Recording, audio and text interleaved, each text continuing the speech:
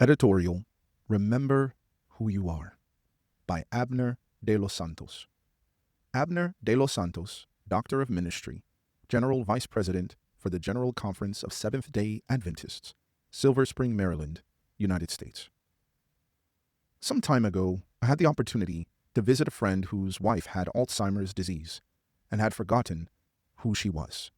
During our conversation about the family's sad situation, my friend's wife suddenly looked at me and said, quote, "Hey, Pastor, how nice to see you.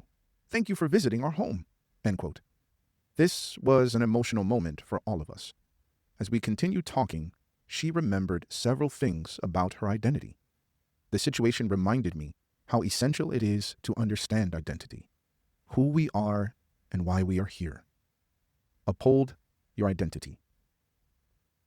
There are those who maintain that the Seventh-day Adventist Church's, quote, identity has been diluted by the impact of societal changes and cultural shifts, end quote. But what is identity? The American Psychological Association states, quote, "Your identity is a set of physical, mental, emotional, social, and interpersonal characteristics that are unique to you," end quote. Psychiatrist Asfia Kadir maintains, quote, "It encapsulates your core personal values and your beliefs about the world," end quote. Therefore, rediscovering our individual and collective identities is essential for fulfilling the gospel commission. In 2024, the General Conference of Seventh-day Adventists celebrated its 150th anniversary as a missionary movement fulfilling the gospel commission. This milestone encouraged the church to renew its focus on its mission and prompted a reevaluation of its purpose, identity, and direction. When identity is altered, destiny is affected. It has always been so. Nebuchadnezzar, king of ancient Babylon, sought to alter the identities of Daniel and his friends. He wanted the Jewish captives to adopt a Babylonian identity, so he changed their names and exposed them to Babylonian culture. Daniel stood out in Babylon because he understood his God and knew he was a child of God and part of his people. Daniel was determined to uphold this identity. He set himself apart through his actions, words, and most importantly, character.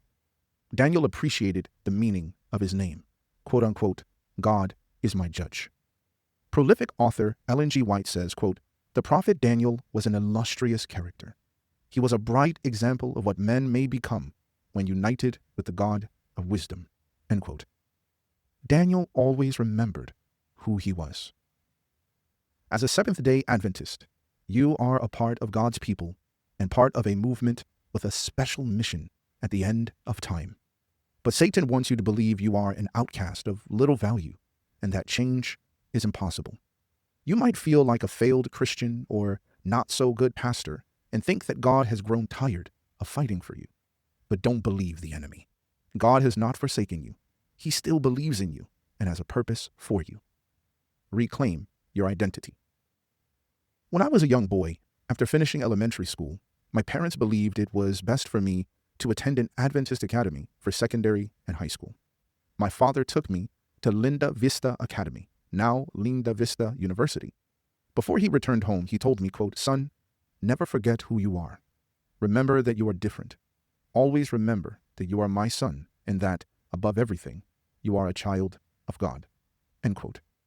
It is time for Seventh-day Adventist pastors, leaders, and members to reclaim their identity. We must wake up from spiritual amnesia and remember who we are and why we are here. We must commit ourselves to the one we owe our lives to, Jesus Christ. We must live, as the Apostle Paul says in Hebrews 12:2, quote, "Looking unto Jesus, the author and finisher of our faith, who, for the joy that was set before him, endured the cross, despising the shame, and has sat down at the right hand of the throne of God," end quote. Dear pastor and church leader, if you are feeling tired and discouraged in your role, reflecting on your identity is essential. Forget who you have become. Remember who you are, and rediscover your true identity as a child of God and a member of His family. God desires for you to share the eternal gospel and distinctive message of the three angels of Revelation 14, even in unfamiliar places. You may feel weary and broken, but know that God loves you and you have a mission to fulfill. Always remember who you are. For bibliographical and biblical references on this article, and for much more content for pastors and church leaders, please visit ministrymagazine.org.